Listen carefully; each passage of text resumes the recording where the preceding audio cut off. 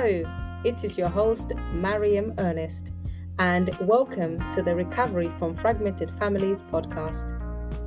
This podcast is dedicated to you, my wonderful listeners and subscribers who have been affected by family estrangement. And now you seek out your own journey to emotional recovery, inner healing, and self-discovery. This podcast will cover all aspects of family estrangement and will dig deeper to uncover the deep-seated reasons of why people choose to cut ties with their families for good, or why others have been cut off by their families. But most importantly, we will cover how they have made a full recovery from this, or at least how to live with it. These conversations will not only inspire you, motivate you, and educate you, but will also serve as a guide to a life of fulfillment, free from anger and resentment, by activating your inner strength of resilience and transforming your mindset. We can't wait for you to join us. You are amongst families and friends. So let's get started on this journey.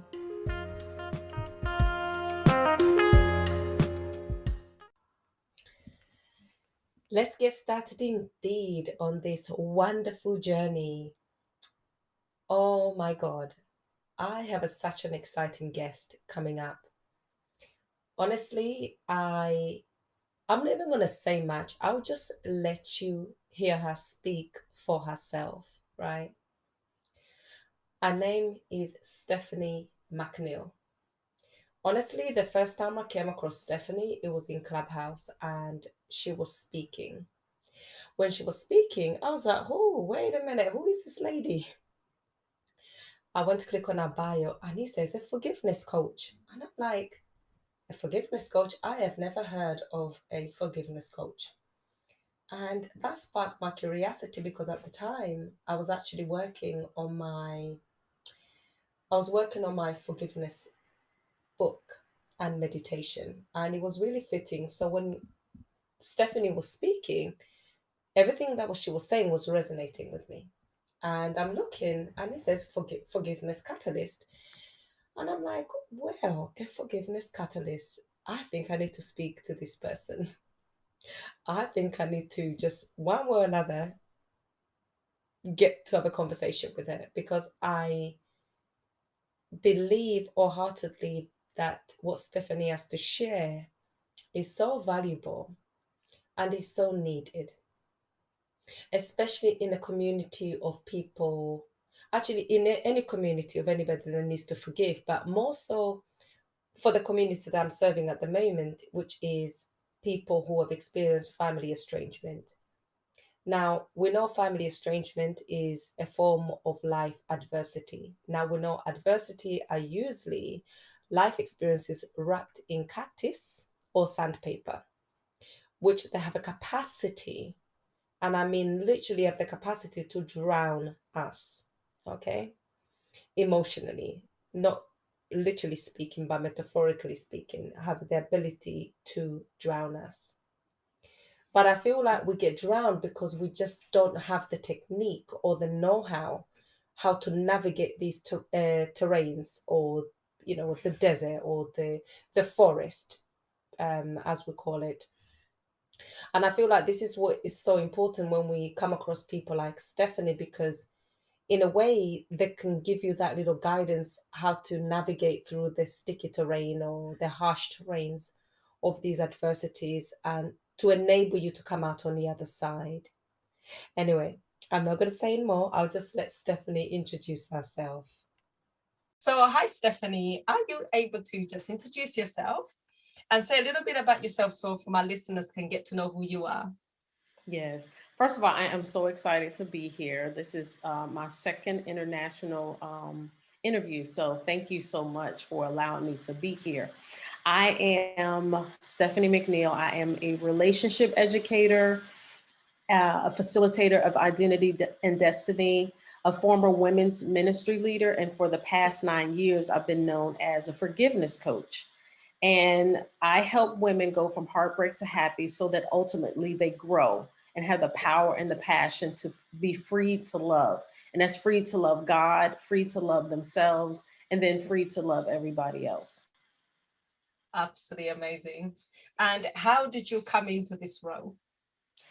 Well, following the death of my father in 2012, I attended his funeral, and it was the most beautiful funeral I've ever attended, Yeah. because um, my dad had Alzheimer's, and so I don't know if you've ever loved anyone who has Alzheimer's or had Alzheimer's. Yeah. It changes who they are as a person, and so Yes, it every does. day when you see them, it's like you need to just interact in order to keep your sanity. You have to accept who they are today, and so what happens Absolutely. is that mhm, over time they change and they're not the person that you once knew, or the person that they once were. So when I went to his funeral, I remembered my daddy, Yeah. and he was a great. He had his faults, Yeah. but he was an amazing man who had, you know, made an impact on the lives of countless other people.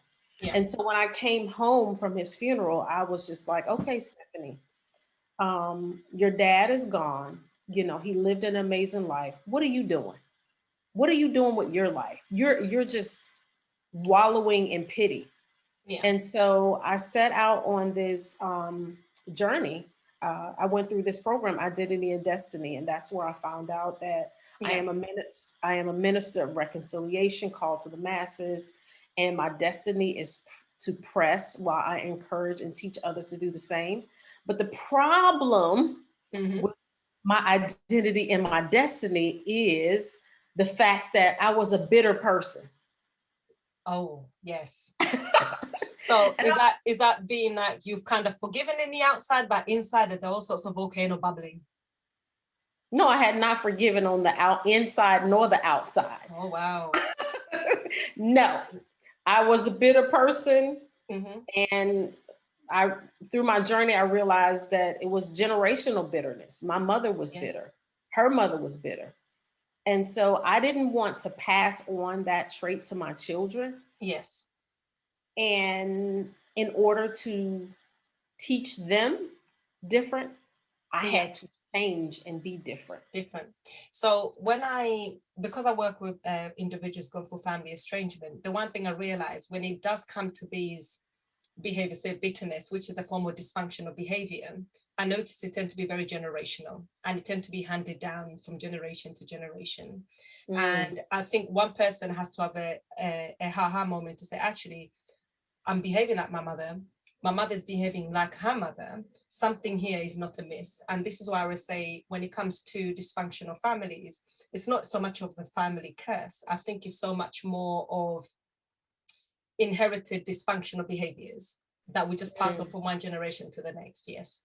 mm. Um, and earlier you mentioned about your dad having Alzheimer's, I worked with people with Alzheimer's disease for almost 10 years Oh, of wow. dementia. And I remember, when they came to us at the time, the organization I was with, sometimes it was early onset. And as the years went by, it went progressive to the point that they didn't recognize their own children.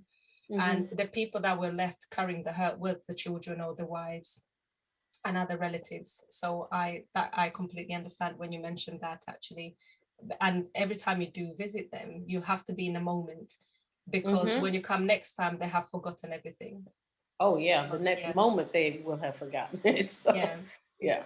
So can you, I mean, when your father died, I've listened to your podcast, so I understand where some of the bitter feeling would have come from. Are you able to elaborate a little bit about that? Yeah. So when I was growing up, initially, I mean, I was a daddy's girl Yeah. from the time I was born. I mean, my parents had a funeral home, and my dad would take me in the bassinet wherever he was. And so I Yes. was always with my dad. However, when I was in middle school, I found out that my dad was committing adultery, having an affair with someone who friended me.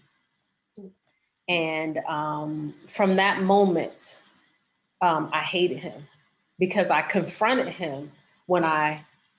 I found out about it. I confronted him after that, whatever I witnessed, Yeah. and I asked him about it, and he lied to me. And that was so devastating to me because my parents always taught me. And now that I think about it, I think it was my mother always taught me that the Yeah. worst thing you could do is to lie. And Tell a lie. here it was, the person that I loved the most, you know, was standing there in my face and was lying to me. And I wanted nothing to do with him. I Yes. never told my mother. I never told her, you know, what I saw. Um, So there was but an element of family secret as well now. yep, yep. And I hated him. I wanted Yeah. nothing to do with him. I totally distanced myself from him for years. So how did that look like as you went into your teenager years, then early adulthood, until the time of his passing? Well, so when I was in high school, by the time I got to high school, my mother would work out of town all week. So it was my dad and me always, you know, together at home. And he worked, you know, at the funeral home all day. So really all the only time we saw each other was in the evenings. Mhm. I never wanted to be home. I never wanted to be home. I was in every club that there is. I was in the science club. I was in FBLA. I was in student government. I was in the band. I tried to keep myself busy so that I didn't have to interact with him. Did he ever try to reach out to you? Did you ever pick up an anomaly in behavior to say this is not Never, like picked up a change? Nothing. never, Oh, never. okay. So I was gonna say thank No. you for sharing, because often sometimes you would imagine like a parent will pick that up, that their child is become slowly distant, but sometimes it goes completely aloof, to be honest. You know, and no one's ever asked me that, so I've never pondered that. But what I do know from my dad's first marriage, he had a lot of pain, Yeah. and he never really talked to me about it other than to say that that experience nearly destroyed him.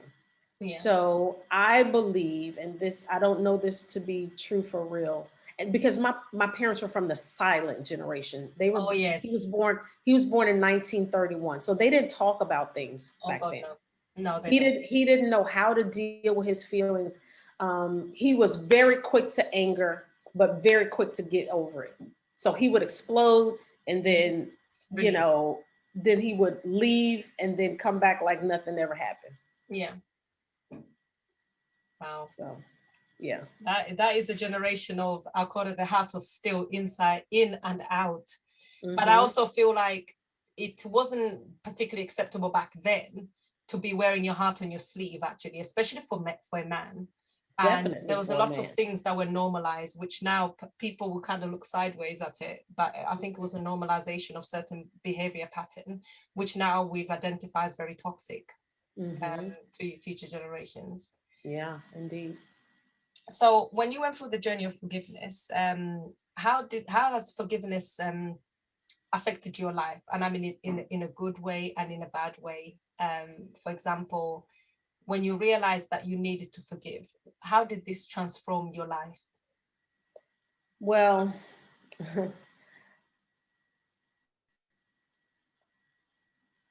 how do I say?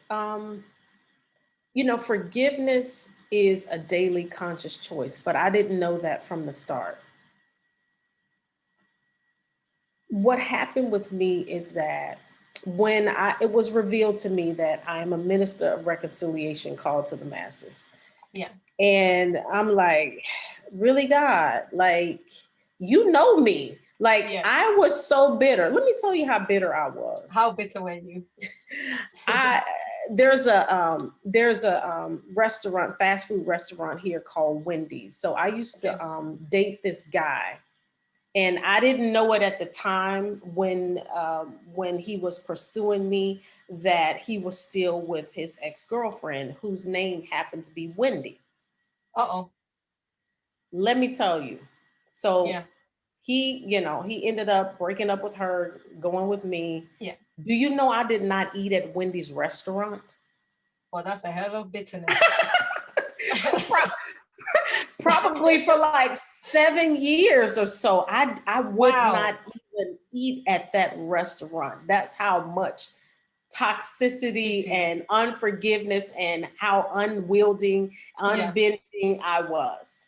So now God is calling you to this forgiveness. You're like, hello, why are you picking me? Like there's Yeah, a whole other people out there. Why me? yeah, yeah, Why is it you? yeah. And then the Lord impressed upon me that, because by this time I'm married, I'm Yes. in an emotionally destructive marriage, um, and I am spreading my toxicity on everybody. You know, because of my own anger and rage, because in essence, I married a man that's exactly like my Your father. father. Yes. Okay, so so what God impressed upon me that was that my success Mm-hmm. was directly tied to my ability or inability to forgive my ex-husband. Wow. And so Wow. to be called to something and God saying, okay, this is your assignment. Your assignment is to forgive him, the person that has destroyed you emotionally, that you allowed, let me just say, that Yes, you you've allowed got that. Yes. to destroy you emotionally. Wow. You know, this is the person that you have to forgive. Wow. And then what did that look like going forward? So it's been a continuous work, right? I have a process that is based upon research, 30 years of research from the International Forgiveness um, Institute. Yeah. And I've gone through my own process 5 times Wow. because you heal and you forgive on levels. Yes. And once you, because like the first time that I started my process, Yeah. by the time, my dad had passed away. So I thought I had forgiven him, right? So I thought that I needed to just focus on my work um, Yeah.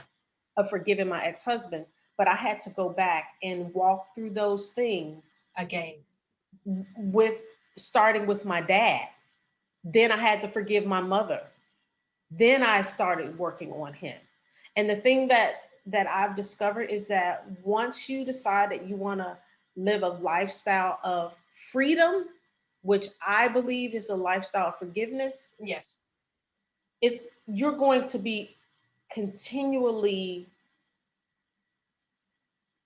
confronted with the opportunity to process some unforgiveness that you didn't know that you had. So it's almost like to get to the next level, God would always bring you challenges that would elevate you further. Yep. And within that, and I think it is those situations, I feel like sometimes they can get us to feel like we're not making any progress, you see. Because Yeah. sometimes I feel like if there's somebody out there listening who's going through family estrangement, whether it's the most common form of family estrangement is normally parents and children, or sometimes siblings, and they feel like they've made steps forward in terms of forgiving people who never essentially ever say sorry to them, and then something will trigger them to the point Mhm. that they feel like they've gone completely back. So what Yeah. essentially you're saying is that actually it's okay to go back from time to time because you'll be confronted by these situations, providing that you are committed to keep pivoting in the right direction going forward. Right. Right. The reality is that we as humans, our goal is for comfort. We like comfort, Yes. but growth does not happen in comfort, right? Oh no. So when we're confronted with these opportunities for growth, Mm-hmm. that's the nudge to keep going. So people think, oh my gosh, I thought I was over this. Because forgiveness is not just a one shot deal, it No. is a continuous thing. And that's one of the myths that people think, that you are to forgive and forget. Okay. And we kind of talk about this a little bit before we hit record. Yeah. Um, To me, okay, forgive and forget is an unrealistic thing, especially like, say for instance, I will never forget seeing my dad at that lady's house. No, I'll never forget that. Right? I can see myself as I'm talking about it right you now. can visualize it. I can see myself peering into the window. However, I don't associate the pain that I and the devastation. And that's the thing. Mm, We don't forget. It's that we don't associate the same pain, devastation, hurt, brokenness, whatever the negative feeling that yes, you had attached to it, yes, you have let that go to the point that I can talk absolutely. to you about it right now and be okay. I'm not gonna, get over, I'm not gonna get done with this and go cry. You know what I'm saying? Absolutely. Oh my God, that is so true. Now, I had somebody say to me, Ma'am, I wouldn't, they were talking about somebody who's extremely hurt them about 2 years ago. And they were saying to me, I will never forgive. They saw that I was doing a forgiveness meditation and a book. They were like, that's never going to work on me because I will never, ever forgive. And I said, well, either way, you're right. You know why? It's whatever you choose to put in your mind, it will be correct. But if Mm. you wake up in the morning and say you're committed to at least give it a try, you start creating a different perspective. You know, your brain will start rewiring slightly different based on that. But if you know, so if there's somebody out there listening and they feel like somebody's committed such an emotional trespass against them to the degree that they're not able to forgive, what would you say to that person? Yeah, I was in that place, Oh, because I said that I would never, ever, ever forgive that woman yeah, because she befriended me, so that she could have an excuse to be at my house, yes, when my mom wasn't there, because she was taking me to and from school. yeah, But the thing about it is that that is a death sentence to yourself. When you say that and when you do that, you're locking yourself in jail when you're the yes. person that has the key to Release um, yourself. release yourself. That lady probably is not even thinking about me. She's not thinking about No, that moment. The people that did whatever they did to you, that is a reflection upon them and the them. content of their character. But Absolutely. when you allow them to have control over you, because he who angers you controls you, Yes. then you are really putting yourself on the same level or allowing yourself to be victimized over and over again. Yes. And the thing is, if you've been victimized over and over again, whenever, earlier you're talking about the story that you can still see your dad, but at the same time, it doesn't carry the same emotions.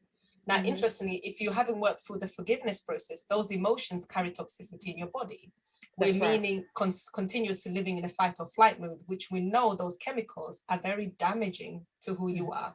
It destroys Absolutely. your immune system. It starts destroying everything. Suddenly you start having all sorts of illnesses you didn't even realize you had, and you don't even know it's tied, because every time you thinking about this person, you got Mm-hmm. such a highly emotional response to the point that your mind is thinking it's happening again, and therefore re-traumatizing yourself time and time and time again.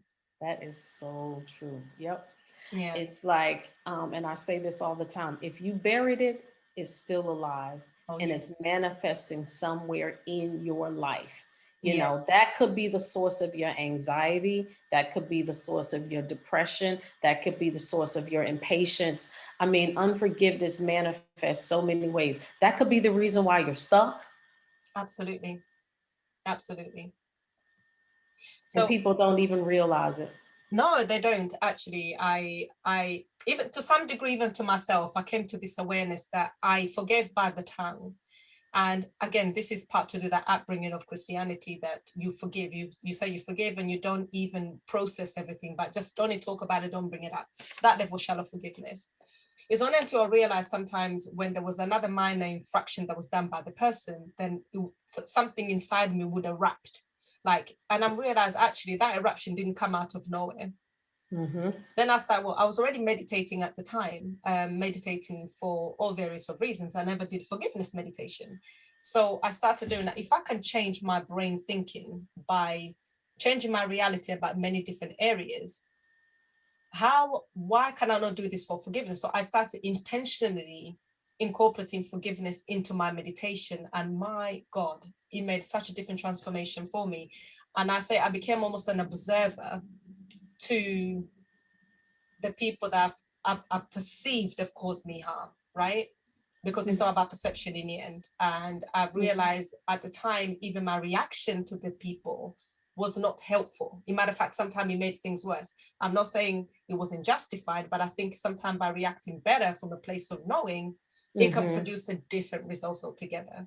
So I think by realizing, even just releasing these people emotionally in my mind and allowing the pain to float out my body in some way, that made a huge difference in terms of going forward. And actually, this is why I'm here today, because of that. And I feel like I was in such bondage before. And a lot of people, and you don't even realize, you just know when you think of someone, immediately there's a pain point, whether it's in your heart, it's in your stomach, it's in your mind, it's immediately activated from that state.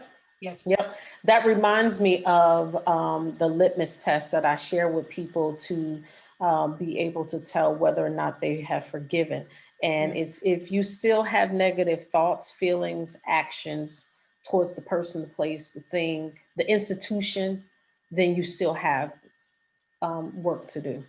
Absolutely. Absolutely. So I want to talk, I just want to touch on something. I know your time is very limited now. Are you able to just touch on what forgiveness is and what forgiveness is not? Yeah. So to answer your question, what forgiveness is, I want to start with the definition. And it actually is a British philosopher. Her name is Joanna North, and I really love her.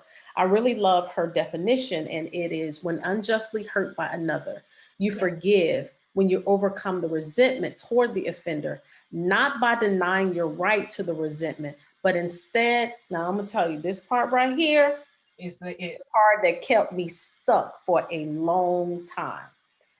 But instead, you offer the wrongdoer compassion, benevolence, and love.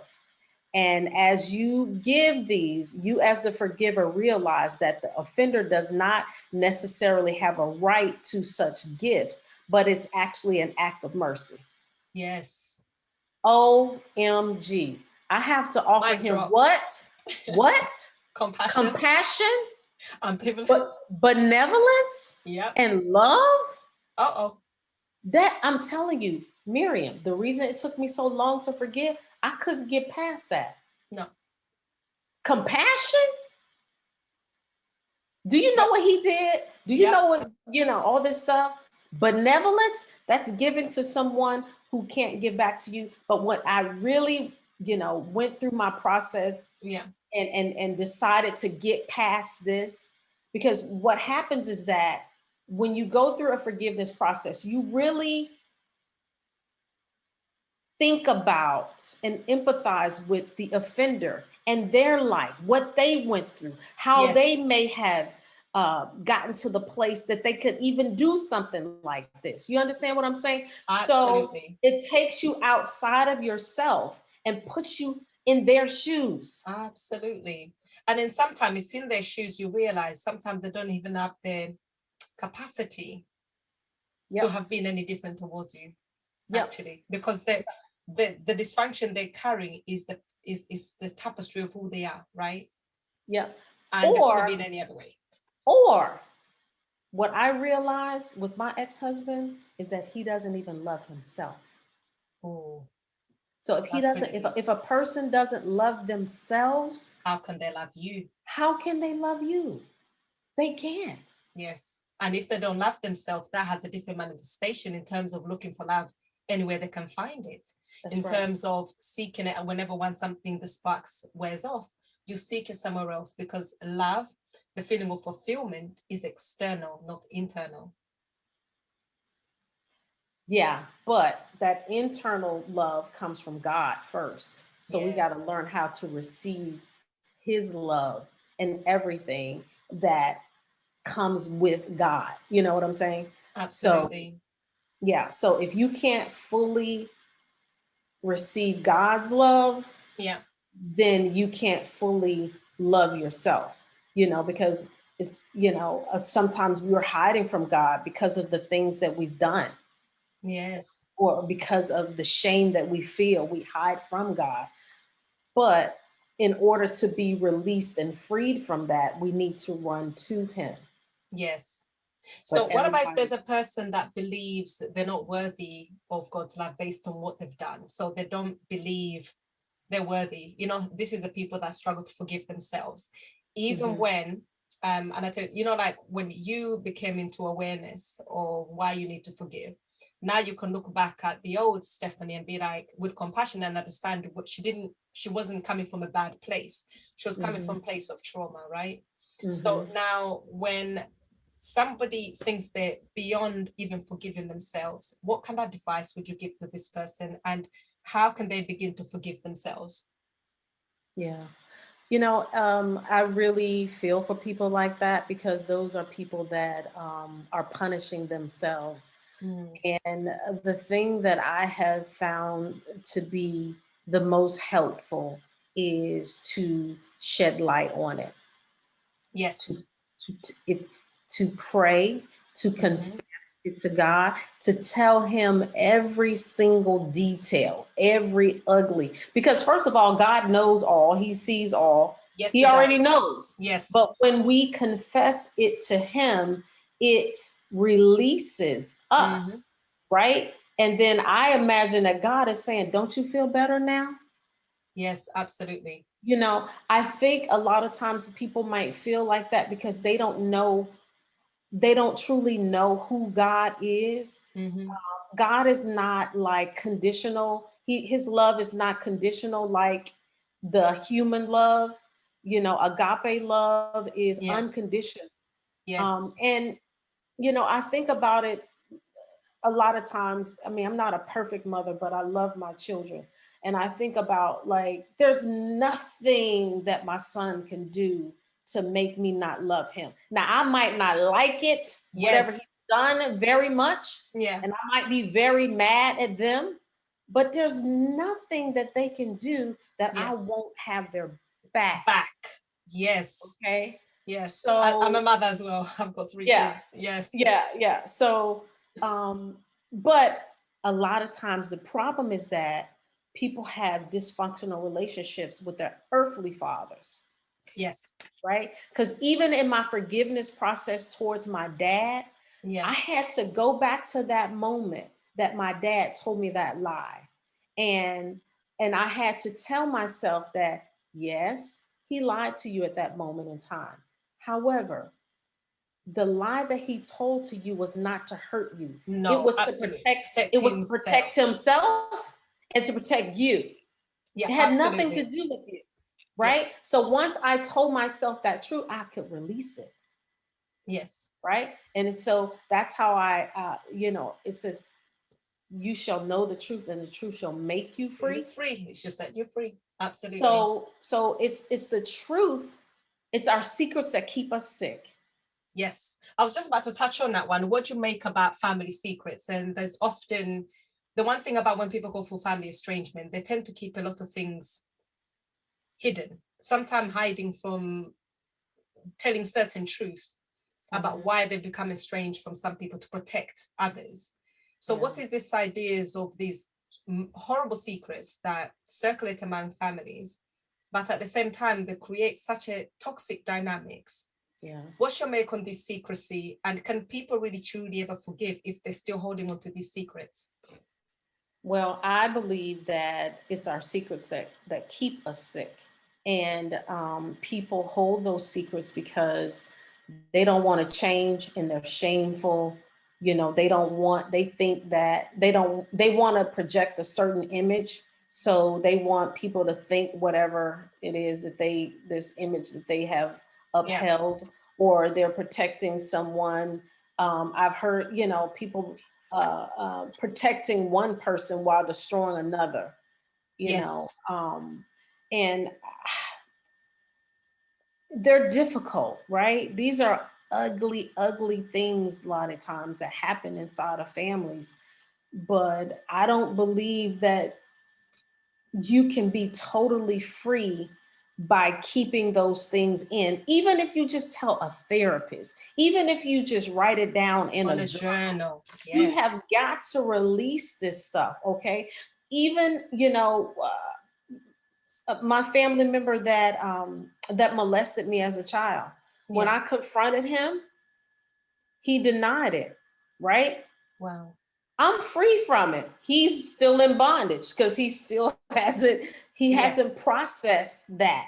And I think that a lot of times people hold family secrets Mm-hmm. not only because it's shameful and they have guilt, but it forces them to admit certain truths about people that they love. Love. Yes, absolutely. And It so they does. think that they're protecting that person when in actuality, I believe that they're hurting them because they're causing that person not to face their truth. Absolutely. And actually, by not facing what they're doing, they can actually do it to other people.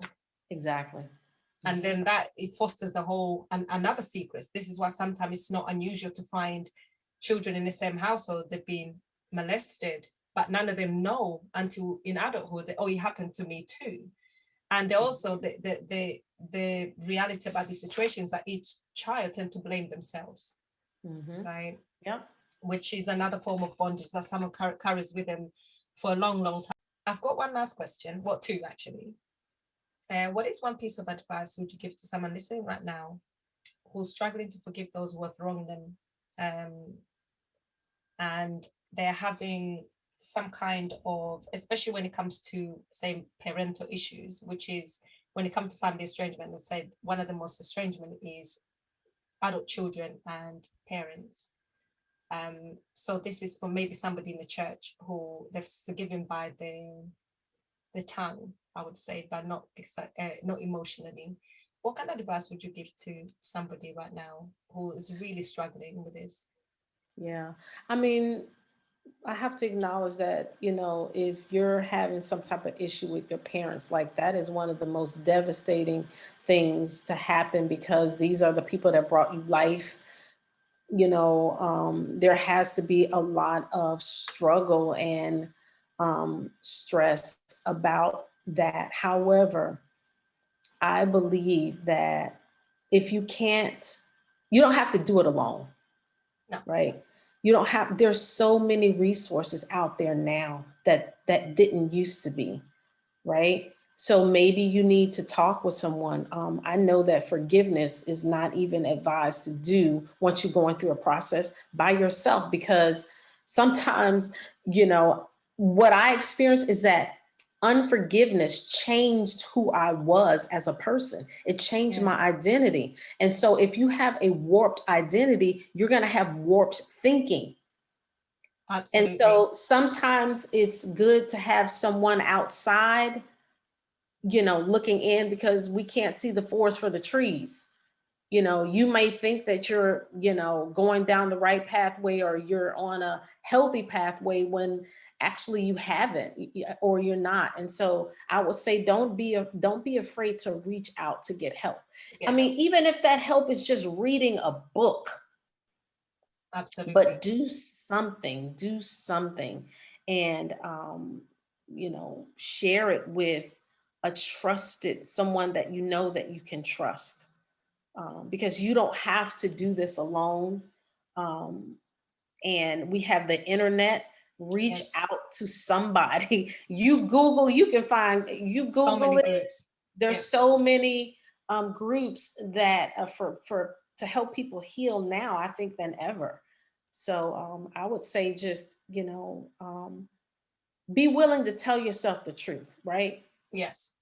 Because sometimes when you hit a wall, sometimes when you're stuck, it's because there's it's time for you to grow. And I say all the time, if God brought you to it, it's time. It's time. We're not, and we definitely know when it's time. Yeah. Now, do you have resources that you can recommend, like a Mhm. particular book? I know Yeah. you've mentioned you can find blogs on site, but do you have a particular book that you can recommend? Yes, I have a mini book that I have written, an ebook, and Mhm. it is called The Mindset of Freedom. And what happened is that when God gave me that message of press, and Yes. press stands for perseverance, resilience, Yes. endurance, submission, and supplication. It wasn't actually a message. I Okay. thought it was a message, but it's a mindset. And Yeah. so this mini book that I can offer to your listeners for free Oh, thank um, you. is something that I put together to help you to adopt that mindset Yes. every day so that Yes. you can live free every single day. Absolutely. And you know what? My mantra is we are born into this life. We're not born to suffer. I think we are born to thrive. But I think thriving, we must cultivate that idea what thrive is. It's not going to Mhm. be coming from external. We're not going to be getting it from other people either. It is something that we need to be consciously aware of. But we have to become consciously aware that we create our own reality sometimes. So it does come by having this awareness that we actually create our own reality. Okay, Otto, That's thank you true. so much for offering that book. And it will be very, very helpful. And I feel like sometimes, it's easier to stay in a stuckness because we're so familiar with those feelings. After all, some of these feelings have been embedded in us since we were children. So it's actually comfortable knowing, and it's actually going into the territory of forgiveness and living free. That is the unknown territory that we're venturing onto. And every time we encounter a little setback, we're like, you see, it's not working. I need to go back here where I'm familiar with. And I think that sometimes people need to know you're going to encounter these things, as you mentioned earlier. It doesn't necessarily mean you need to fall back. It just means that's another hurdle. Jump over until you come to a place where, oh, it's another hurdle. That's cool. I've got you. Yeah, yeah. So, And you know what? It makes life so much, it's scary sometimes, yes.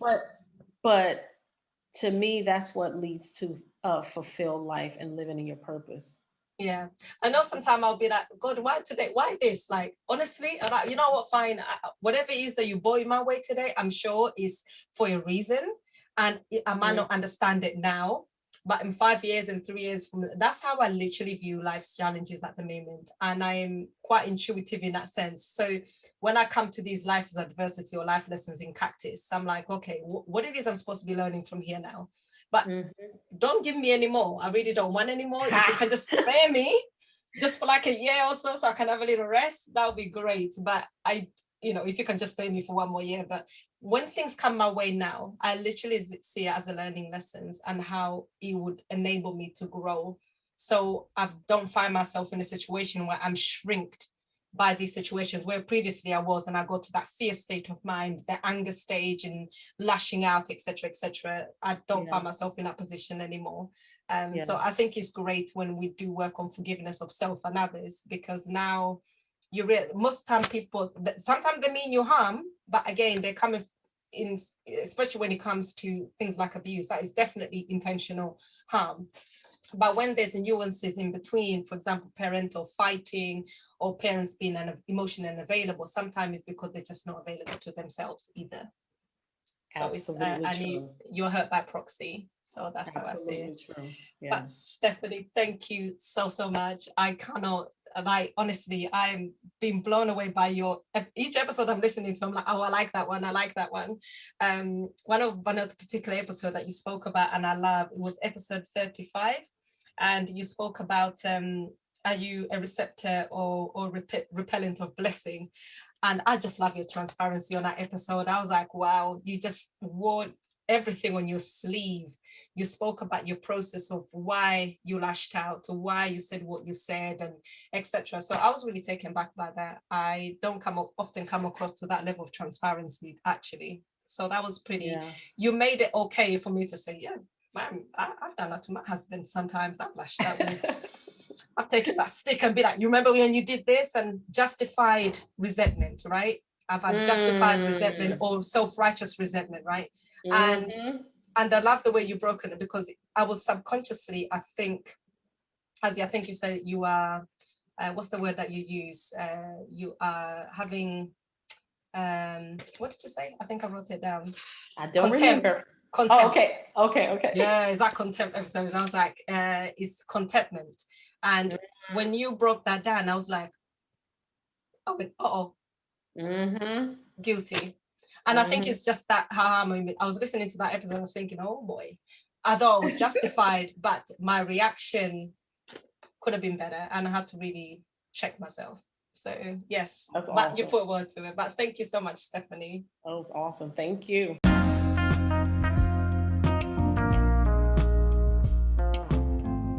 So that is the end of this amazing episode. And I mean, honestly, don't you just love the wisdom shared by Stephanie? I mean, come on now. If you're still stuck on a fence about why you shouldn't forgive, now you're time to go on the other side of the fence and try to make a commitment to forgive. Now, I'm gonna link all the details of where you can find Stephanie, and more importantly, don't forget to download her free book. Now, if you feel like, you know what she said, I can relate, go and get the book, because it will be your way to freedom of some type of emotional pain, which is there because you haven't forgiven. Now, remember again, forgiving is not about letting the other person get away scot-free. It's about setting yourself free. So, thank you again for listening, and I cannot wait to come back to you next week with another episode. Thank you.